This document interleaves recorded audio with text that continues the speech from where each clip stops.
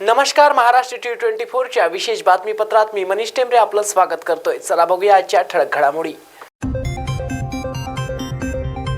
महात्मा फुले यांच्याबाबत अन्न आणि नागरी पुरवठा मंत्री छगन भुजबळ यांनी महत्त्वाचं विधान केलं आहे।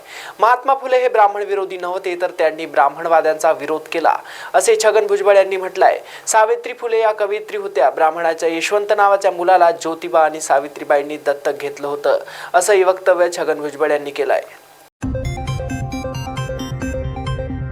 तामिळनाडूच्या मंत्रिमंडळात मोठे फेरबदल करण्यात आले असून मुख्यमंत्री M.K. स्टॅलिन यांचे पुत्र आणि उदयनिधी स्टॅलिन यांच्यावर उपमुख्यमंत्रीपदाची जबाबदारी सोपवण्यात आली आहे।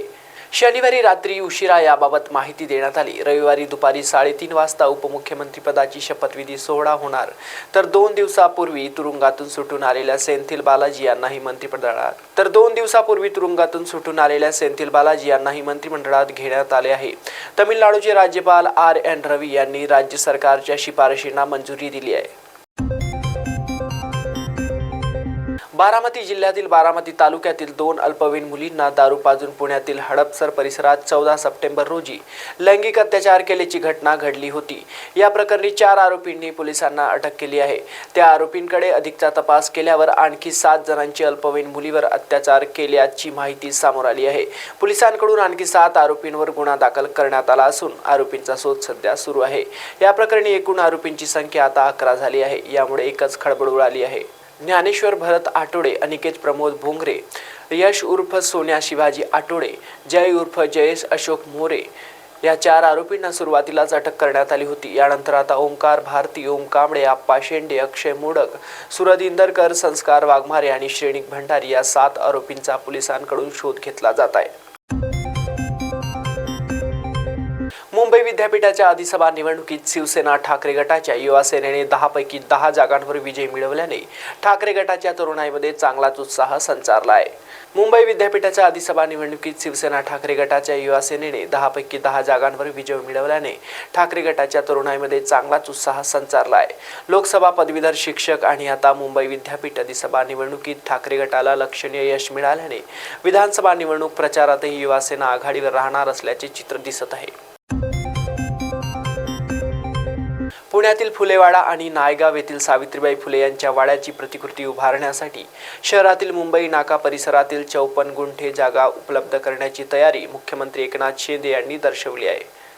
पुण्यातील फुलेवाडा आणि नायगाव येथील सावित्रीबाई फुले यांच्या वाड्याची प्रतिकृती उभारण्यासाठी शहरातील मुंबई नाका परिसरातील 54 गुंठे जागा उपलब्ध करण्याची तयारी मुख्यमंत्री एकनाथ शिंदे यांनी दर्शवली आहे। शहरातील मुंबई नाका परिसरात उभारण्यात आलेल्या महात्मा फुले आणि सावित्रीबाई फुले यांच्या अर्धकृती कांस्य धातूच्या पुतळ्याचे लोकार्पण शनिवारी सायंकाळी मुख्यमंत्री शिंदे यांच्या हस्ते आणि उपमुख्यमंत्री देवेंद्र फडणवीस, अजित पवार, मंत्री छगन भुजबळ यांच्या प्रमुख उपस्थितीत झाले। बांगलादेशातील हिंदू समुदायाचे नेते एक राजकीय पक्ष स्थापन करण्याचा विचार करीत आहेत। हिंदूंच्या हक्काचे रक्षण करण्यासाठी आणि त्यांच्या सुरक्षितता अबाधित राखण्यासाठी राजकीय प्रतिनिधित्वाचे आवाहनही केले जात आहे।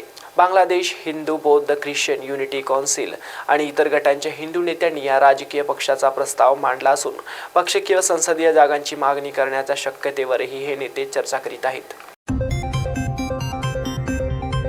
हरियाणा विधानसभा निवडणुकीनिमित्त काँग्रेसने शनिवारी पक्षाचा जाहीरनामा प्रसिद्ध केला।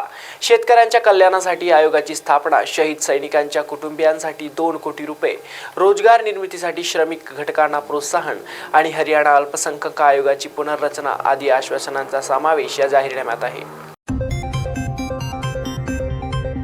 नेपाळमध्ये सततधार पावसामुळे पूर आणि भूस्खलनाच्या घटनांमध्ये किमान 66 जणांचा मृत्यू झाल्याचे शनिवारी प्रशासनातर्फे सांगण्यात आले। शुक्रवारपासून संततधार पावसाने नेपाळचे अनेक भाग जलमय झाले आहेत, त्यामुळे येथील आपत्ती व्यवस्थापन अधिकाऱ्यांनी धोक्याचा इशारा दिला आहे। नेपाळ पोलीस दलाचे उपप्रवक्ते विश्वा अधिकारी म्हणाले की संततधार पावसामुळे 66 जणांचा मृत्यू झाला, त्यात काठमांडू खोऱ्यातील 34 मृतांचा समावेश आहे। या पुरात 60 जण जखमी झाले आहेत। एकूण 70 जण बेपत्ता असून 1000हून अधिक नागरिकांची सुटका करण्यात आली आहे। देशभरातील मुख्य महामार्गावर 44 ठिकाणे रोखण्यात आले आहेत। काठमांडूत 226 घरे पुराच्या पायाखाली गेल्याचेही अधिकाऱ्यांनी सांगितले। विधानसभा निवडणुकीच्या तोंडावर धनगर आरक्षणाचा मुद्दा पुन्हा एकदा तापला असून धनगरांना अनुसूचित जमातीतून आरक्षण देण्याचा आदिवासींनी विरोध दर्शवला आहे। अशातच राज्याचे अन्न व औषध प्रशासन मंत्री धर्मराव बाबा आत्राम यांनी देखील धनगरांना अनुसूचित जमाती प्रवर्गातून आरक्षण दिल्यास आपण मंत्रिपदासह आमदारकीचाही राजीनामा देणार असा इशारा दिला आहे। राज्यात लवकरच विधानसभा निवडणुकीची घोषणा होण्याची शक्यता आहे। त्या पार्श्वभूमीवर धनगर समाजाच्या आरक्षणाचा मुद्दा पुन्हा चर्चेत आला आहे। अनुसूचित जमाती प्रवर्गातून धनगरांना आरक्षण द्यावे यासाठी धनगर नेते आग्रही आहेत, परंतु आदिवासींची त्यांच्या या मागणीला विरोध आहे। धनगर समाजाने आरक्षणासाठी केलेल्या आंदोलनानंतर मुख्यमंत्री एकनाथ शिंदे यांनी अभ्यास करण्यासाठी समितीची घोषणा केली आहे। कोयता गँगची दहशत मध्यंतरीच्या काळात पुण्यात मोठ्या प्रमाणात पाहण्यात मिळाली होती। त्या संदर्भातल्या बातम्याही समोर आल्या होत्या। राष्ट्रवादी काँग्रेस शरदचंद्र पवार पक्षाचे अध्यक्ष शरद पवार यांनी याच कोयता गँगच्या मुद्द्यावरून राज्य सरकारवर टीका केली आहे। पुण्यात बोलत असताना ते म्हणाले की विद्येचे माहेरघर अशी पुण्याची ओळख होती, पण आजकाल पुण्याचं वैशिष्ट्य काय विचारलं तर लोक म्हणतात कोयता गँग असं म्हणत त्यांनी राज्य सरकारवर जोरदार टीका केली आहे। आजच्या बातम्यांमध्ये एवढंच। विशेष बातम्यांसाठी बघत रहा महाराष्ट्र T24।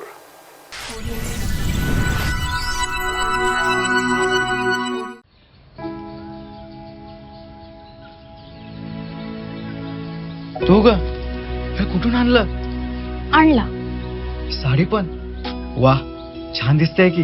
हो, सरकारनं 1500 रुपये चालू केले दर महिन्याला आणि लय दिसायची इच्छा होती म्हणून हा सदरा आणि ही साडी घेतली। आणि पुढच्या महिन्यात परत पैसे आले ना मग छोटीला फ्रॉक आणि आपल्या कपिलेला माळा घेणार आहे।